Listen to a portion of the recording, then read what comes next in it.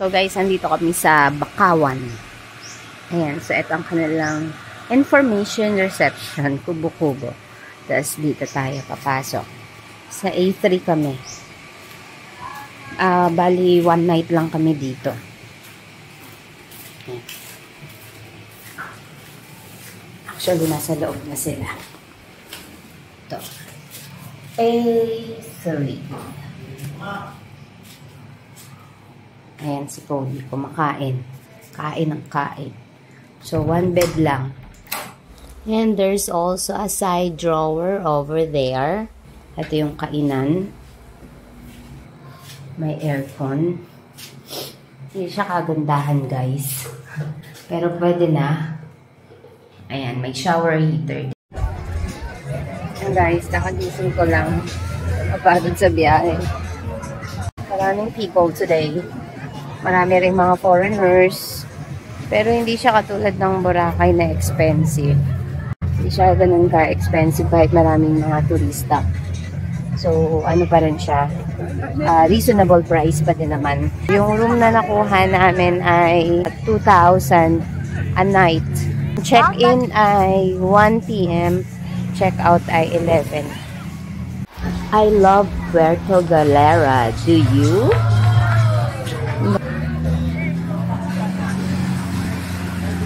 And look at the sand, guys. Pino din siya. It's fine sand, parang Boracay. So, ang sarap maglakad ng nakapaa kasi malambot, wala kang maaapakang mga bato. They also have sand castle here, guys. And if you want to take a photo, it is unlimited for 30 pesos per head.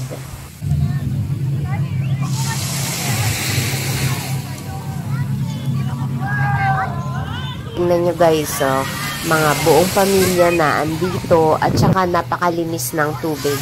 Yung dun sa inaapakan ng mga naliligo sa dagat, medyo mabato siya pero hindi ganun kadami. Kaya masaya pa rin maligo. Guys, Puerto Galera is big and there are lots of resorts and beaches here. We are here in White Beach, Puerto Galera. So, it is the popular destination for water activities, relaxing on the beach, and enjoying the nightlife. So, there are so many water activities here. Aside from swimming, wherein you can enjoy the clear waters of White Beach, you can also do snorkeling, explore the underwater world with a mask, fins, and snorkel. You can do diving as well, explore the dive sites in the coral reefs. And there are also kayaking here. Explore the coastline by kayak and find secluded beaches. There are also jet skiing that you can also rent. You can experience the thrill of jet skiing on the water. There are banana boats as well, wherein you can ride on a banana boat.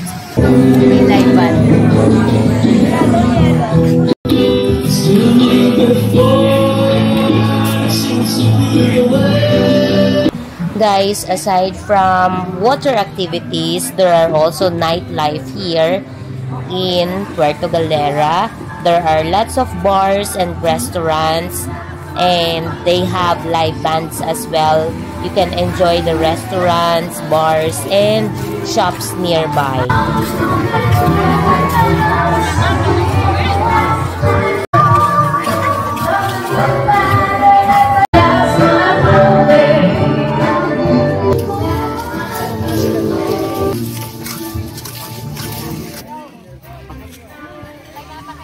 Guys, alam nyo ba na napaka-ginto ang price ng water here? This one is like 80 to 90 pesos in Manila. But here it is 170 pesos. Ayan. So, yun yung medyo pricey sa kanila, yung food and drinks here. And since wala kaming electric kettle dito, so, bumili kami ng hot water. So, this is 7 pesos. Hot water only. guys, it's early in the morning. It's 10 o'clock and it's cloudy and windy. But still, there are lots of people swimming. Ayan o, nakikita nyo. Diba? Ang gaganda. And these are the restaurants and hotels here. So, kahit na medyo malamig, marami pa rin ang nagsuswimming. So, kami, we were going to dive in a little bit later. Kasi we were going to change our room. Ayun, nakita niyo? Look, look, look, look, look. Ay, hindi nakita. Mamaya. Yung alon niya, ang ganda. Yun! Did you see that, guys? Yung alon niya. Ang laki.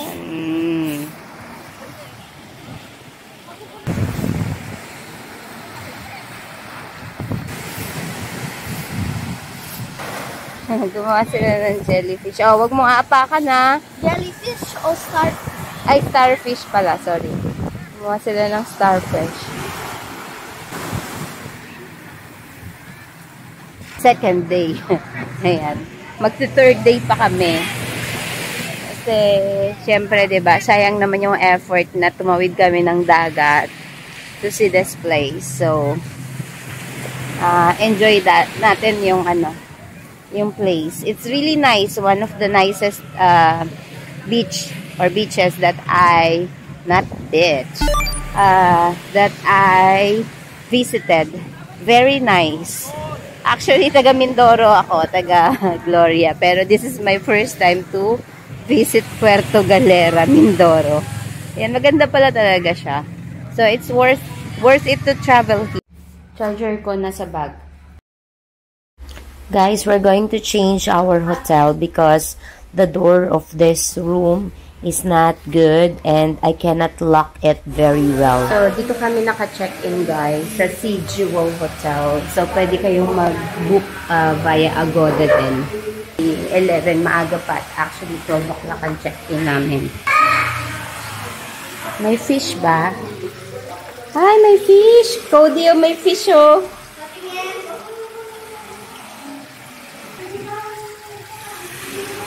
Pwede dyan breakfast lang daw. Full hours. 9 a.m. to 7:30 p.m. Full hours.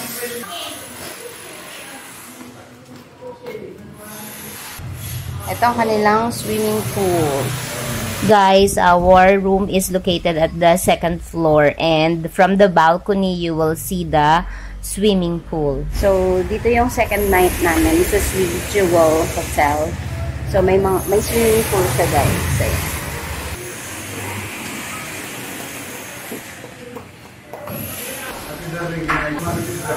nice, nice.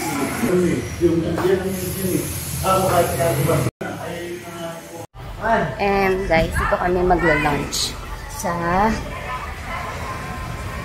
Ay, ito pala sa likod ko. Bathala. Ayan.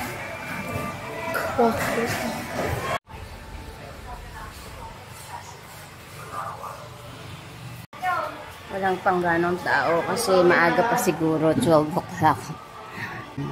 Pero meron silang live band dito pagkagabi. Nadaanan ko to kagabi, meron silang live band. Guys, this is my free hot coffee. Mainit-init pa. Milk, fresh milk.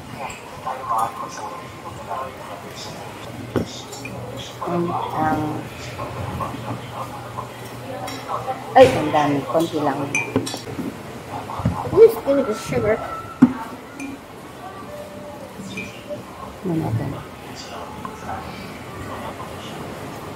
Masarap? Yes. Masarap pala pag fresh milk ang nilalagay sa coffee.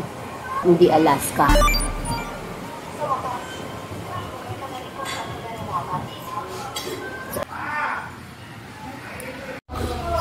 Ang aming lunch today, 159 each with free drinks na. So, okay siya kaya sa kagabi. Tsaka maganda yung place. Ayan guys, maaraw na. At mainit na, masarap na mag-swimming. Hindi katulad kaninang umaga. Ay, tingnan mo, may parasailing sila oh.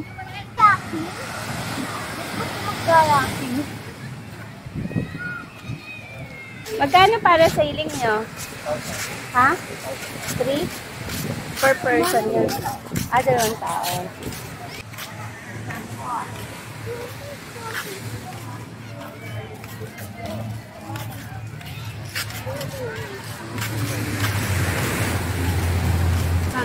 Do you want to lose the password of the hotel? Hindi naman. Memorize ko na.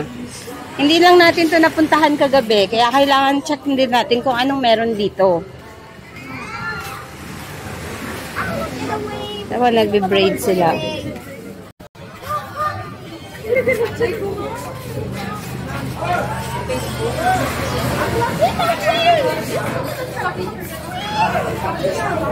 May mga restaurants din pala rito. Diba?